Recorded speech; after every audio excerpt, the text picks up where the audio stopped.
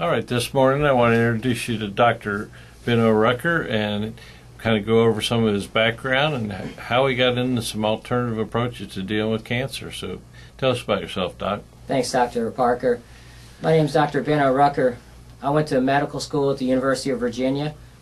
Then I did 2 years of general surgical training at Cornell in Manhattan, and then I went on to perform 4 years of urologic oncology and general urology. So I'm a board-certified urologist. I practiced in the Bradenton, Sarasota area for 11 years, primarily doing surgery and general urology. But through my experiences and seeing the type of conditions I treated and the patients I treated, I was always left with a lack. I felt like there was more that I could do. I didn't really know what it was. I saw patients that didn't heal under the traditional allopathic means, and I began to realize through a lot of reading and researching that in our small population of 300 million people in the United States, we just are exposed to a small measure of the types of treatments and healing that exist in the entire world, if not universe. So that kind of philosophy has led me to seek something higher and something more refined, more universal for our patients. And that's why I've helped co-found Synergy Integrated Health and Medical with Dr. John Parker. That's quite an impressive background, and it makes you realize that to seek more, to leave that arena is amazing, because it must be just disheartening to see the lack of progress with your patients. Yes, thank you, Dr. Parker. You bring up an excellent point. I'd like to talk about one specific case that I'll always remember.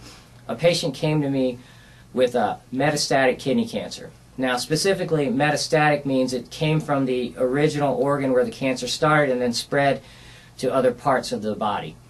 In this patient's case, he had no idea he had cancer. He presented with abdominal pain, and I could feel a mass in the right upper quadrant in the liver kidney area of his body. I took him to surgery. I had to cut into his chest, cutting out ribs 8 and 9, splitting his diaphragm, and removing 90% of the cancer. I cannot remove all the cancer. And the reason I'm picking this case is I'd like to highlight something important about the way we treat cancer in the United States from a Western allopathic model, which is the model that I was exposed to by going to the universities that I went to, obtaining my MD and training at Sloan Kettering.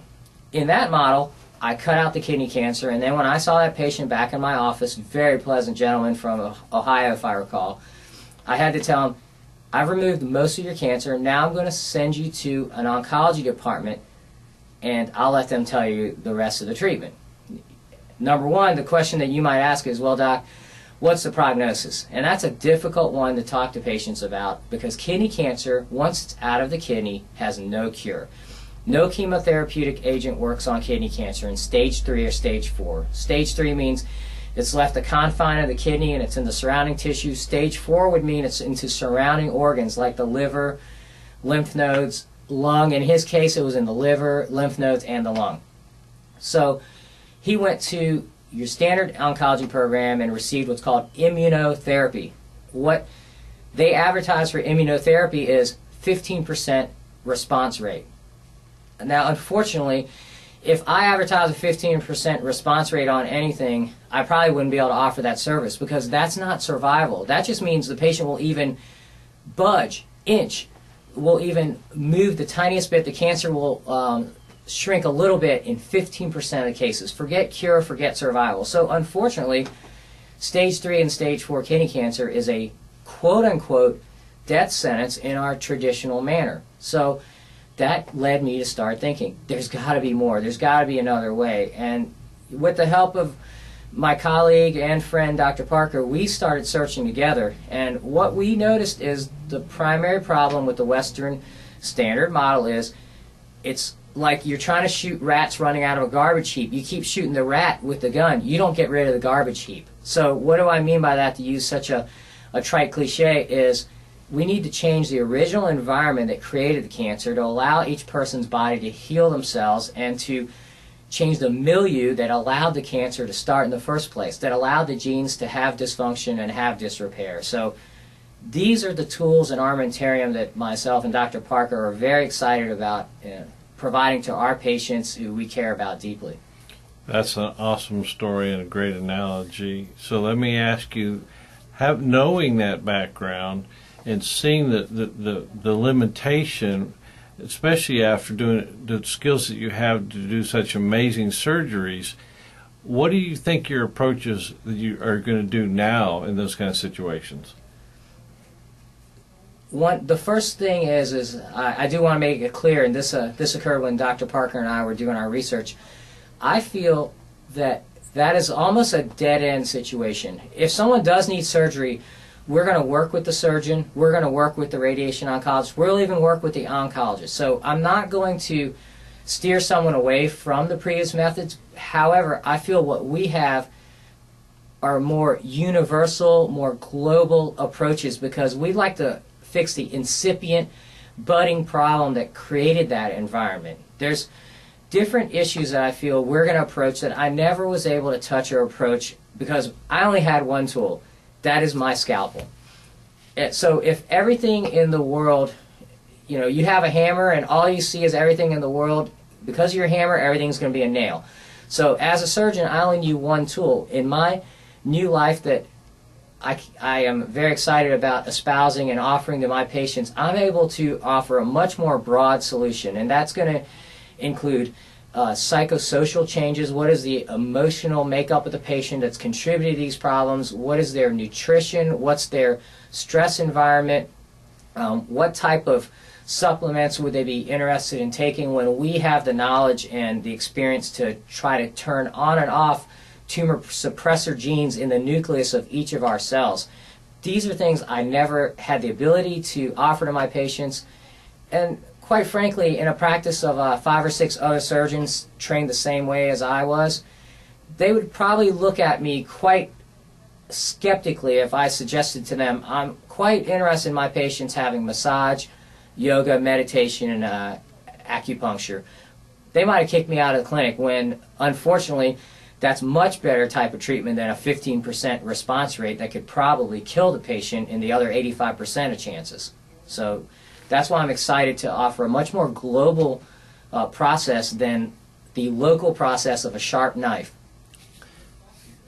When you look at people that have cancers, thank you. When you look at people from a background of cancer, what do you think the underlying cause in the Western world is? Why do we have such a rampant amount where it's now your chance of getting cancer is 1 out of 2? It's a 50% chance. From my research and reading, I think what's a good thing to tell you is what was I taught in medical school and how have I shifted. First of all, prior to really taking exploration, my belief was it probably was a genetic trait, most likely, or bad luck.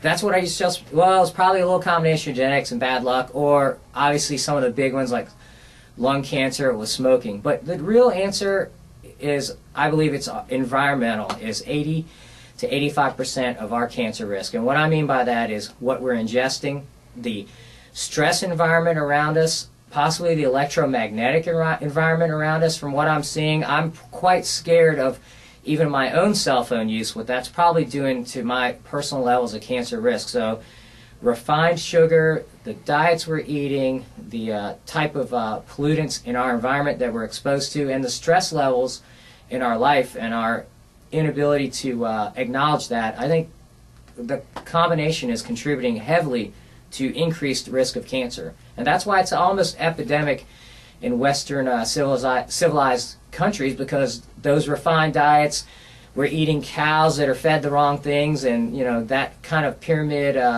domino chain reaction is affecting us as individuals with these cancer epidemic statistics.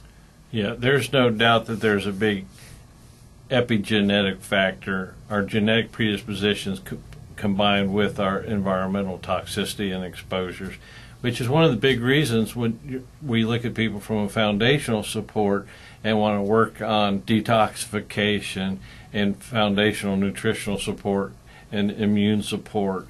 And even some, when you look at people from an immune support status, the therapies we do to help drive their immune function and decrease their toxic burden are important.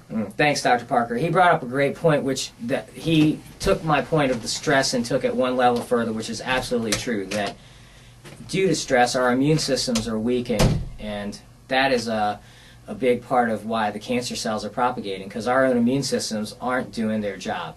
Well, thank you very much, Dr. Parker, for taking the time to interview me, and we both look forward to putting out more informational videos for you.